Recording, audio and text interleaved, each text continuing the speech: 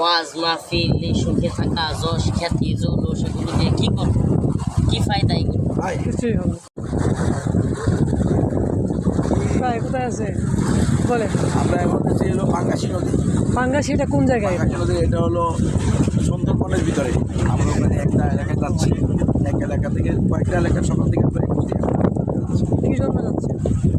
যাচ্ছি আমাদের এই জন্মভূমিত এলাকা, সেই সমস্ত এলাকা দেখতে, মানুষের কাছে দোয়া চাইতে, দোয়া নিতে, মানুষের হালত জিজ্ঞেস করতে যাচ্ছি। ঠিক আছে, আল্লাহ তাআলা আপনাদের মনে দেখো। আমার মাথা বন্ধন করে ঘুরতেছে। কিন্তু কেন?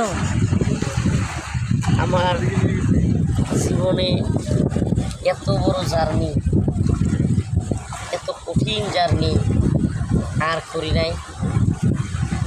তাই হ্যাঁ, ভবিষ্যতে এরকম করার নিয়ত আছে কিনা সেটা বলেন এখন। আরো লম্বা সফর তো করা হয়েছে। ভবিষ্যতে এইরকম না, জীবন দিয়ে দেওয়ার নেতা আছে দিনের জন্য। ইনশাল্লাহ এর চেয়েও কঠিন সফর থাকলেও করতে হবে। কঠিন থেকে কঠিন, ইনশাআল্লাহ।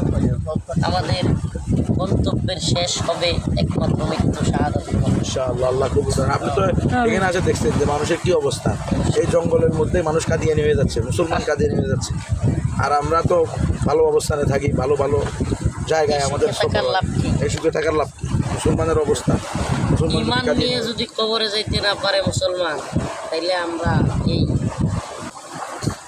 এই উম্মার যদি এই অবস্থা হয়, আর ঢাকা শহরে বসে বসে বড় বড় লেকচার দিলে লাভটা কি হবে?